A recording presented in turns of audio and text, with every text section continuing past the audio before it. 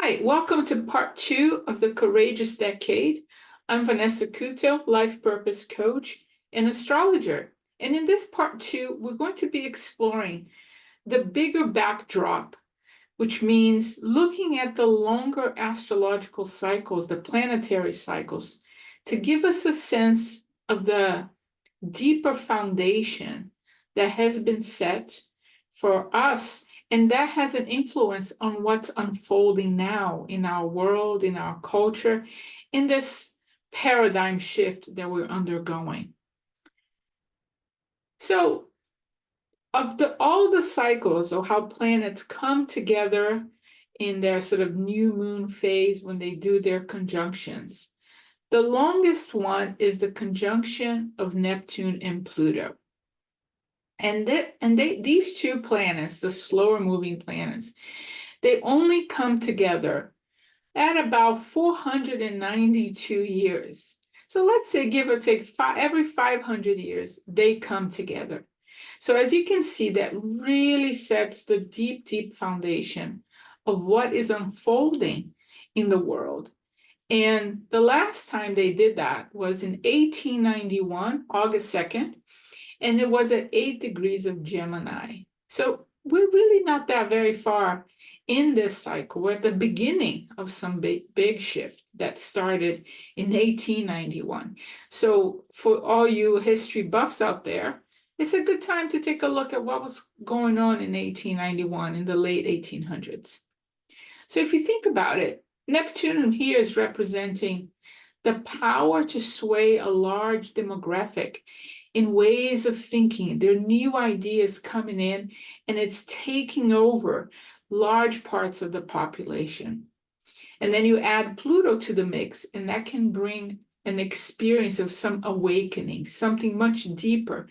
It's sort of volcanic in a way, so it's coming from the depths of the collective unconscious. But also, Neptune represents the dissolving of something before something new gets to be created. And Pluto then comes and helps to destroy something, to help something else emerge. So if we look at the late 1800s, La Belle Epoque, a lot of things were going on, scientific discoveries, cultural shifts. A lot was emerging, but also being destroyed in a way. Now, let's look at what sign that happened. That was in Gemini. And being that it's in Gemini, here we have the potential to shape culture through information. So as we can see, if we take a look at the last century, the 20th century, progressively we've become a culture that is very much focused on information, on data. And right now we're kind of having sort of an explosion. Everything needs to be proved. There's a lot of data. They're mining data from us, each one of us, as we use the internet and all the things that we do. They're collecting data from our own behavior. So here we are seeing both kind of the positive, creatively affirming side of Gemini, but also the more amoral aspect of Gemini as well. Now, how does this affect us individually, right? So think about, if you know your birth chart, think about where do you have 8 degrees of Gemini? And that can mean where you may have the capacity to persuade, to use your communication, to bring in information that can lead to awakening, shifting the mind, bringing in new ideas, but also problem solving. So I do feel that it's interesting to look at where these long transits happen in our birth charts to see how we, as one tiny spoke of the wheel, can also be part of this epoch shift, right? Now, here's a quote from the astrologer Raymond Merriman, and he says, as an illustration, during and shortly after the Neptune-Pluto conjunction of 1891, 1892, the automobile and airplane were invented. They didn't immediately replace the horse and buggy as the primary form of travel and transportation throughout the world. But as Neptune commenced its waxing phase to Pluto, that transition began taking place. These two planets are still in their waxing phase and will continue to be so until the year 2137, 2141. And when he says they will come into that fullness of their waxing phase, that means the full moon phase. So for that, catch my first video, part 1, where I'm talking about the waning and the waxing phases. So this is interesting that back in the 1891-92, we started seeing the automobile, sort of the prototype of the automobile, the airplane, but they didn't substitute all of a sudden what was the main way of transportation, which was the horse and buggy. But as Neptune moved ahead and it started separating from Pluto, then those transitions really started taking place, right? So this is an interesting illustration of how the new seed moment plants the seed. You can start seeing where the shift is, but as the planets start separating from each other in the waxing movement, then that transformation really starts taking place and you really get to see it happening. So this is just to make a point too, that when we talk about these planetary transits, we think, oh, so in such planet and such planet are conjoining. That is not the end of it. That is just the beginning, right? So let's take a look at some other cycles that are important to take into consideration. So the first one is, of course, Neptune Pluto really laying down the foundation, because the length of time is 492 years. They came into conjunction in 1891, 1892, and as I just said, they will come into that fullness of manifestation in 2137, 2141. The next so here, I want you to notice something. That was in the 19th century. So if you read anywhere or had the inkling of thinking that the Victorian times are still permeating in some ways our culture, you're not very far off, right? The seeds were planted there. So there's some things that are still unfurling to this day. The next longest cycle that takes 171 years is the conjunction of Uranus and Neptune. And the last time that happened was in 1993 in Capricorn. So we are still very much in the waxing phase of this conjunction in Capricorn. And if you think about the early 90s, the internet, the personal computer, that idea of technology disrupting Uranus, Neptune, there's a sense of dissolving something. It was also a time when we were coming out of the financial issues of the late 80s. If you're a Gen Xer, you were probably a teenager at this point. If you remember the mood, the music, the grunge music and all that, there was a feeling of kind of something was a sense that the world, the structure of our lives, Capricorn, something was dissolving, but something was also disrupting it with the internet and the personal computer. And they're only going to come into their fullness, Uranus and Neptune, they're only going to oppose each other in the year 2078, 2081. So if you think about just at least the internet and the personal computer, we still have ways to go to see how that is still going to fully manifest and come into fruition in our lives, or if we're still alive until then. Then the next other longest cycle is the conjunction of Uranus and Pluto, which happens due to their orbit 112, 140 years. And the last time that happened was in 1965, 1966 in the sign of Virgo. And there are plenty of very good documentaries out there about the 60s, but just think about what was happening in our culture, the disruption, the hippie movement, rock and roll music, psychedelics, all the social justice movements with MLK. That's just in the US, but in other countries, there were a lot of protests all over the world, right? So there's an unsettling, right? There's the spirit of Uranus, the disruption, right? And they're going to come into their fullness in 2046, 2048. So in some ways, that's a little closer, that we're going to really see the seeding of that happen in the 60s coming to its fullness in the 2040s. And then the next one is the Saturn-Uranus conjunction that happens at every 45 years.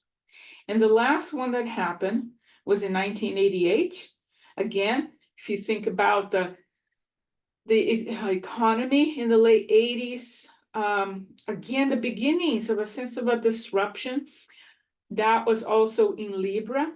And think about the government and how the governments, through their policies, have sort of opened up the market to much of the issues that we are suffering now, that we suffered in 2008, and we're still suffering, right? The opening of the market in the way that they have done, the regulations, I mean. Now, as you can see, the next time that they're about to join forces is in June 28, 2032. So we're coming really close to it. In 2021, Saturn and Uranus were having their waning square, their last quarter phase. So if we think about 2021 and what we went through, the sense of disruption, the protests that started really happening in 2020, a lot was already coming up. And so there's an element that we can see that that union that happened 45 years ago is dissolving because it's on the waning phase.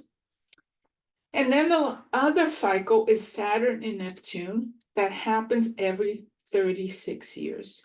Again, the last one that happened was in 1989.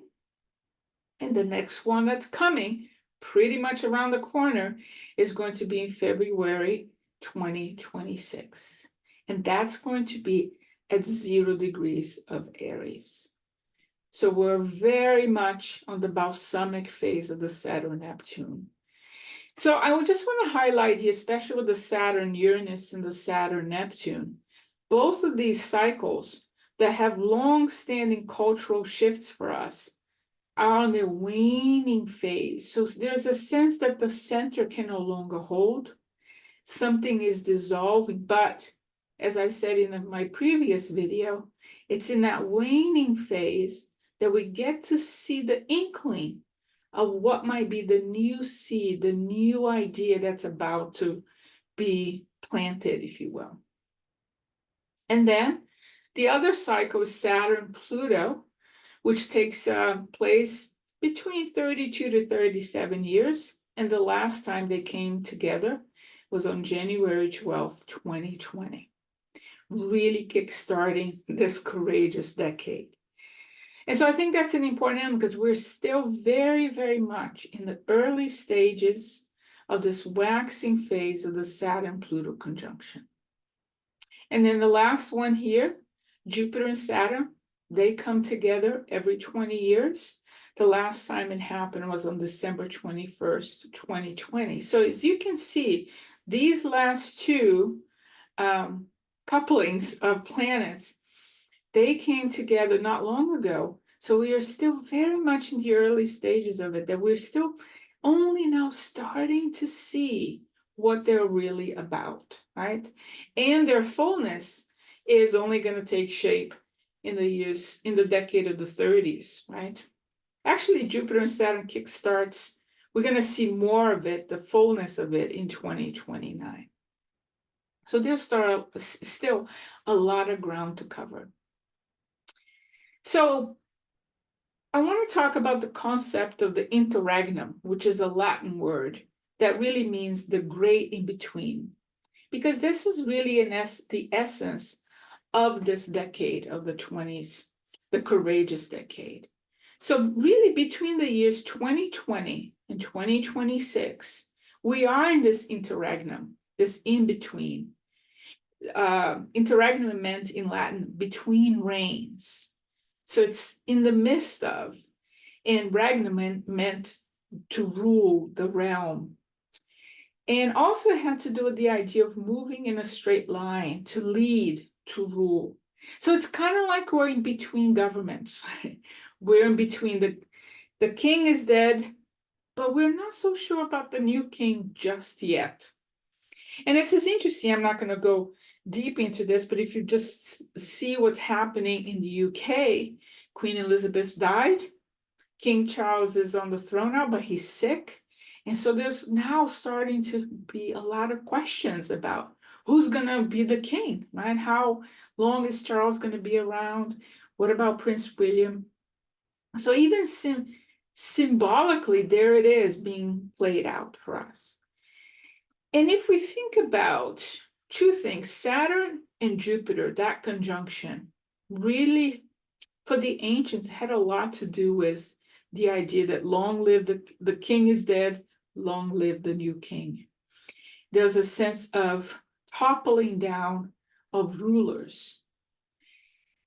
But then if we think about Saturn and Pluto in Capricorn, Capricorn in this case symbolizing kind of government, the structure that governs our lives, one of them being government, when they conjoin in Capricorn, setting the tone for the next 30 years, something really started and it's unfurling, right? As we can see by the, let's call it the agitation of the political theater, right?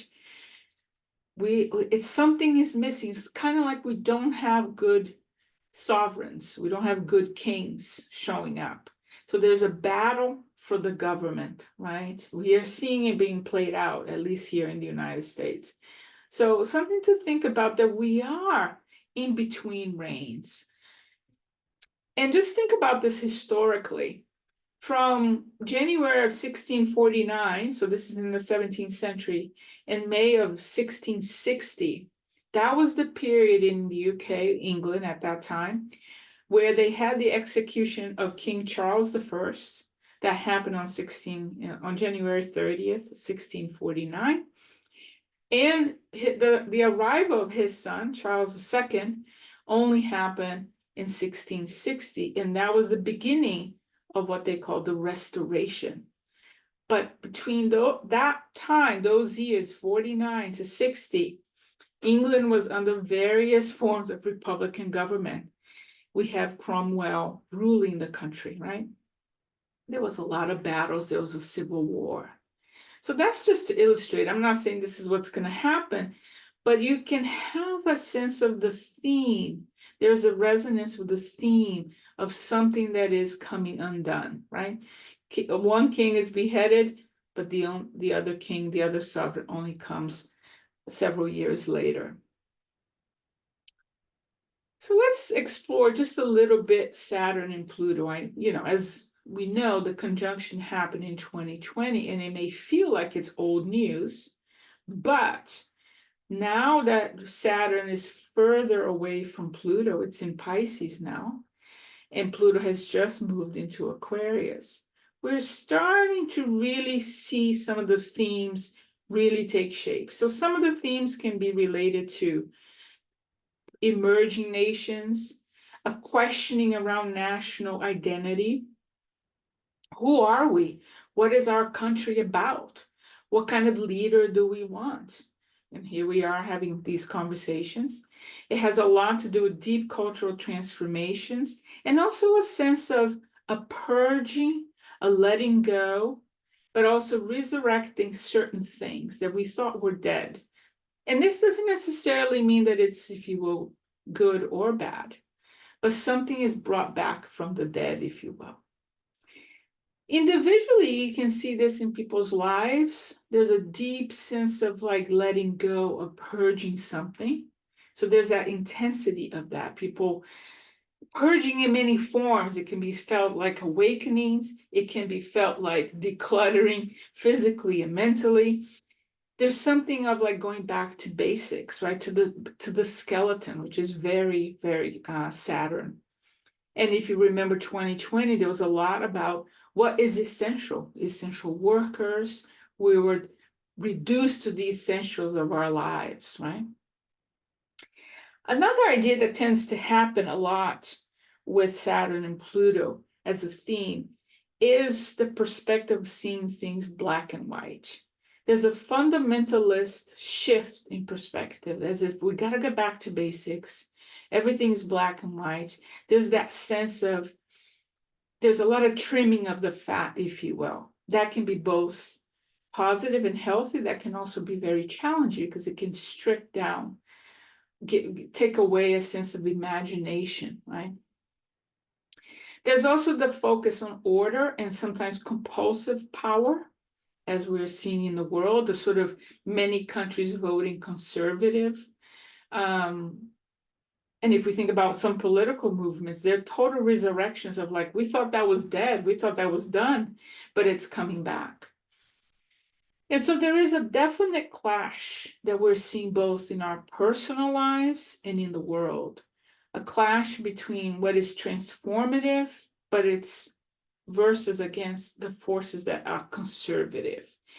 And I mean conservative here, it can definitely be political, but I mean conservative here as in the sense to conserve, the need to preserve, to maintain. Remember, this was in Capricorn, and Saturn is the ruler of Capricorn. And Capricorn, as an earth sign, tends to be, if you will, traditional. We want the traditional. We want to conserve things that still have value. But the question is also, do these things really have value, or are we just keeping them alive? But they really should be let go. We should purge them, right? So we're seeing all these themes throughout our society right now. It's still playing out very much and very strongly. So if you think about another way to approach the Saturn-Pluto conjunction that's really fleshing out is through the lens of alchemy. And if you think about how fire and earth kind of can come together. So in alchemy, you can relate Saturn and Pluto to the phase of the coagulatio. I'm mispronouncing it here, so I'm sorry. Latin is not my language.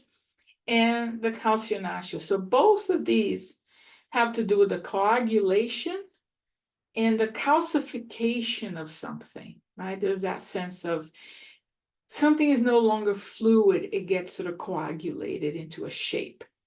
Another phase that is often related to is the nigredo, which is the blackening of something, right? Often in alchemy books, you will see the skeleton. There's a dying down. So psychologically speaking, Saturn and Pluto brings up for all of us a confrontation between shadow and the death of the ego. Something in our ego, something in the way that we've lived life so far is just not going to work anymore. And part of the process of letting that go is by facing our own shadows, doing the shadow work. So in terms of a mood, a collective mood, or even a personal mood, Saturn and Pluto conjunctions really bring out this time of melancholy. There's a sense of the gravitas, the seriousness of things.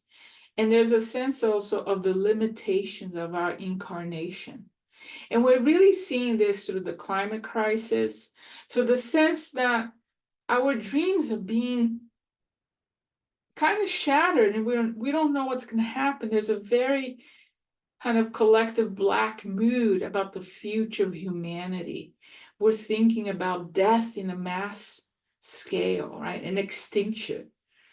So these ideas, they may have a foundation in reality, but it's also kind of a psychological mood that, remember, Saturn and Pluto bring a lot of black and white perspective. So we may be seeing certain things with a bit of a sort of sharp focus that is very black and white. It may be difficult to widen our lens a little. There's also the feeling of being baptized by fire. It's an ordeal, a sense of the frustration of our desires. So if we remember 2020, those were very tough months, wow, with the pandemic. And so, in essence, we are being reduced to ashes, psychologically or not. There's a lot of fires, but it's also purification, a purging, much like a fever can be. You know, you get to that fever pitch, and then the fever breaks, right? So there's an element that we are coming to sort of that kind of fever pitch of our releasing, purging, decluttering, psychologically or otherwise. So there's a lot of volatility in our personal psyche, in our collective psyche, and these volatile elements are sort of drying out with the fire and sort of taking shape in some ways. In other parts, we are reducing things to ashes. But remember, it's out of the ashes that the phoenix is reborn. So hopefully, as each one of us, individually and collective, undergoes this reduction to ashes and this purification, may we all rise as phoenixes again. So that's it for today, for this part 2. Next week, I'll come back with part 3 of this exploration of the courageous decade. And I invite you to just, if you haven't done it yet, watch part 1. That gives you a foundation of the cycles of the waxing and the waning. And if you like this video, I invite you to share with a friend who you think might also enjoy this type of information. Okay, signing out. Thank you. Bye.